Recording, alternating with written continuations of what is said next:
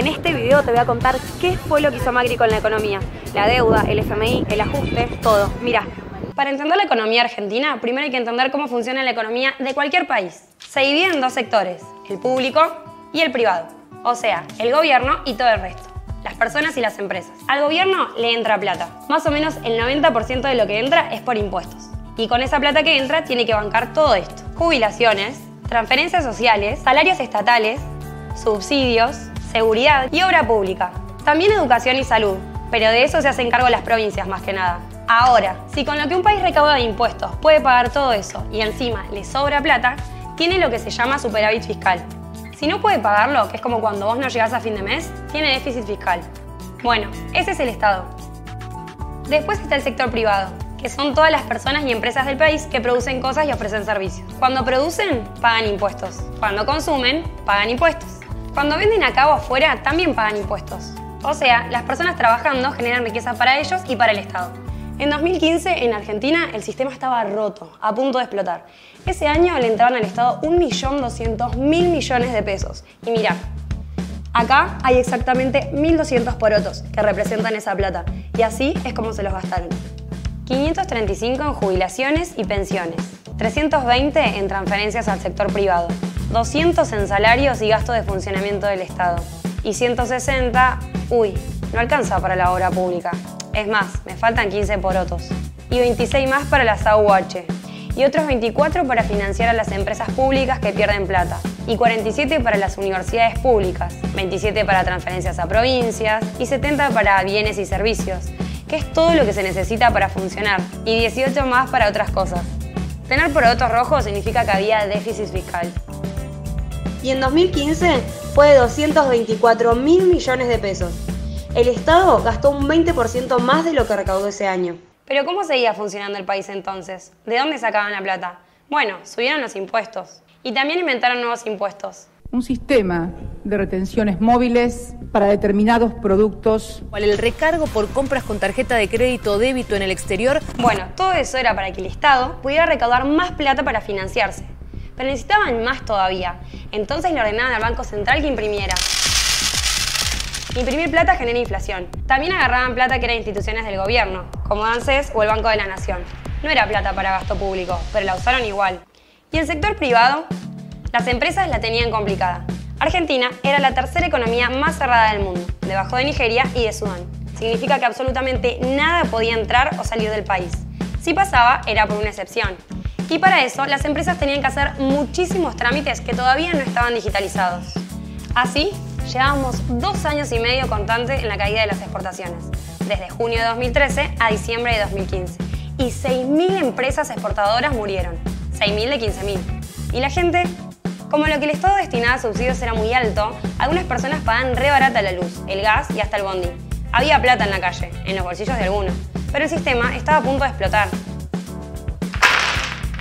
Y parecía que funcionaba, pero no, el país no generaba riqueza, no podía mantenerse. Y ya había un 30% de pobreza que se dejó de medir porque estaba aumentando, aunque nos decían que era porque estigmatizaba. Me parece que es una medida bastante estigmatizante.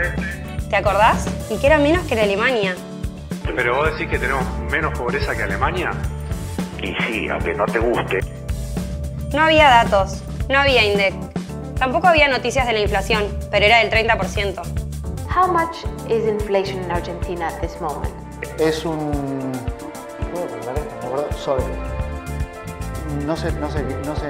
¿Puedo cortar esto un minuto? Y mirá lo que decía Infobae. En 2015, el sector público fue casi el único generador de empleo. Y ahí vino Macri. La situación estaba muy complicada. El objetivo era reducir la cantidad de porotos rojos para necesitar cada vez menos la plata prestada. ¿Y por qué es tan importante bajar el déficit? Porque tener déficit alto te hace depender de la plata prestada. Y cuando la plata prestada empieza a escasear, se genera automáticamente una crisis. Y Argentina tiene crisis permanentes hace 80 años. Desde 1983 hasta acá, la pobreza promedio es del 36%. Para bajar la pobreza hay que atacar el problema de raíz y nadie quería hacerlo porque es antipático y cuesta votos. Había que bajar el déficit y Macri hizo esto, teniendo 2 opciones. Era shock, que es cortar el gasto de una para cubrir el déficit, o gradualismo, que es pedir plata prestada para cubrirlo e ir bajando el gasto de a poco. Decidir por gradualismo. ¿Quién prestó la plata en 2016? Vos, una pyme argentina, una empresa de Estados Unidos o tu amigo brasilero. Un bono es un papelito que emite el gobierno y dice algo así: si vos me das esta plata, yo dentro de un tiempo te devuelvo tu plata más este porcentaje. Ese bono lo puede comprar cualquiera. ¿Y cómo se bajó el gasto? Volvamos a los porotos. El gasto social no se tocó, ni las jubilaciones, ni las AUH. El gasto se bajó fundamentalmente por estas tres cosas. Subsidios. Eran muy grandes y estaban mal distribuidos. Sí, eso fue el aumento de las tarifas. Obra pública. Se dejaron de elegir proveedores a dedo. Hoy estamos pagando 35 o 40% menos por tramo de autopista, por ejemplo. Y empleo público. De 2005 a 2015 se había duplicado a nivel nacional y había crecido 40% total, incluyendo provincias. Así que se redujo cerca del 20% la cantidad de empleados. ¿Y funcionó? Mauricio Macri consolida su poder en Argentina. 1.900.000 personas han salido de la situación de pobreza. Esto marca un punto de inflexión para el gobierno argentino. Aumentó la inversión extranjera directa en la Argentina. Y veníamos bien, pero de golpe pasaron cosas. Re bien veníamos, pero posta, todo esto pasó en un lapso de 4 o 5 meses. El campo sufrió la sequía más grande en 50 años. Esto significa menos ingresos, porque Argentina no podía venderle tantos granos al mundo, o sea, menos porotos. Además, si el productor no exporta, no le afecta solo a él.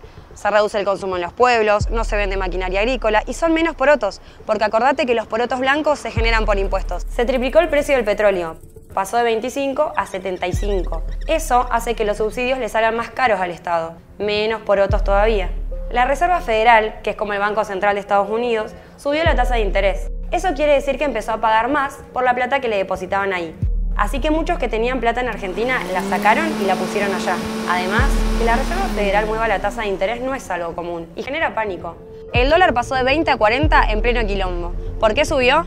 Y por todo esto que pasó, había menos dólares y más gente los quería.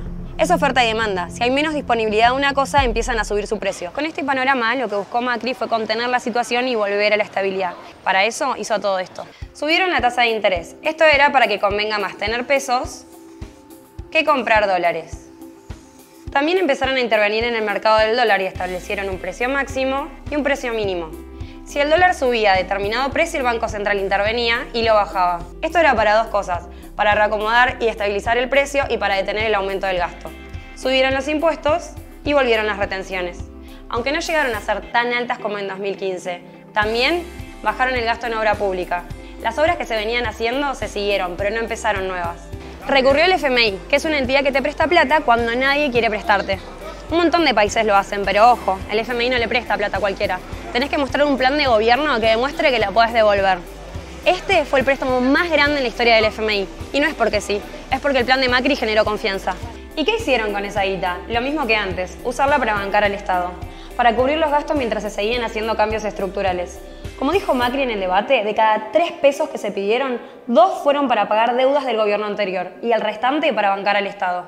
Y el nuevo plan estaba funcionando. Desde agosto de 2018 la economía estaba creciendo. Y aunque no te hayas dado cuenta, en julio los salarios aumentaron el 3% más que la inflación. El dólar se mantenía estable y la inflación había empezado a bajar. En julio era del 2,2% y se preveía que para agosto sea menos del 2%. Pero pasaron las PASO. Y no hay razones macroeconómicas para explicar por qué el dólar pasó de 40 a 60 en una mañana. Ni sequía, ni tasa de interés, ni nada. Lo que sí pasó es que la noche del domingo 11 de agosto, cuando el resultado fue tan diferente al esperado, todos, en la cama cenando, mirando la tele, dijimos, 15 puntos, ahora se va toda la mierda. Y así fue. La economía también es confianza, y la idea de que vuelva el kirchnerismo generó muy poca confianza entre la gente. No lo digo yo. Mirá este cuadro, son los dólares que estaban depositados en el sistema bancario. Desde que entró Macri, había cada vez más, hasta que llegaron a su máximo en 2019, justo antes de las PASO. Y así es como bajaron cuando todos empezaron a retirar su plata el otro día. Macri no rompió la economía, estaba rota hace años. Por eso alguien que tiene más de 40 ya vivió como 3 crisis, siendo que en otros países pasa una vez cada siglo. En Argentina hay 2 tipos de gobierno.